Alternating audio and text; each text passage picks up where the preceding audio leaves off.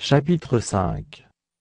Ainsi fut achevé tout l'ouvrage que Salomon fit pour la maison de l'Éternel. Puis il apporta l'argent, l'or et tous les ustensiles que David, son père, avait consacrés, et il les mit dans les trésors de la maison de Dieu. Alors Salomon assembla à Jérusalem les anciens d'Israël et tous les chefs des tribus, les chefs de famille des enfants d'Israël, pour transporter de la cité de David, qui est Sion, l'arche de l'alliance de l'Éternel. Tous les hommes d'Israël se réunirent auprès du roi pour la fête, qui se célébra le 7e mois. Lorsque tous les anciens d'Israël furent arrivés, les Lévites portèrent l'arche.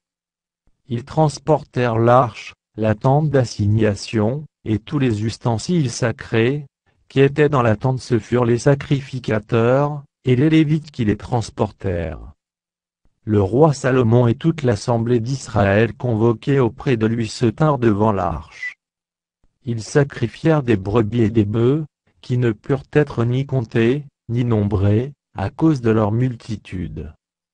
Les sacrificateurs portèrent l'arche de l'alliance de l'Éternel à sa place, dans le sanctuaire de la maison, dans le lieu très saint, sous les ailes des chérubins. Les chérubins avaient les ailes étendues sur la place de l'arche, et ils couvraient l'arche et ses barres par-dessus.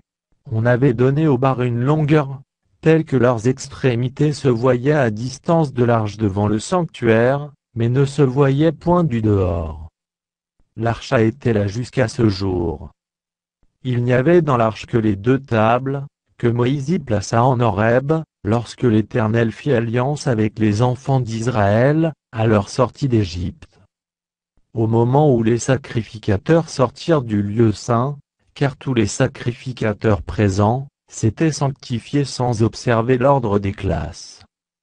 Et tous les Lévites qui étaient chantres, Asaph, Héman, Jeduthun, leurs fils et leurs frères, revêtus de byssus, se tenaient à l'orient de l'autel avec des cymbales, des luths et des harpes, et avaient auprès 220 sacrificateurs sonnant des trompettes.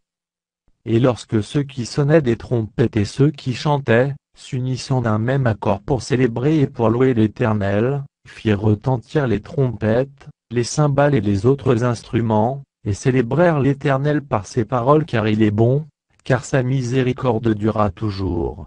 En ce moment, la maison de l'Éternel fut remplie d'une nuée.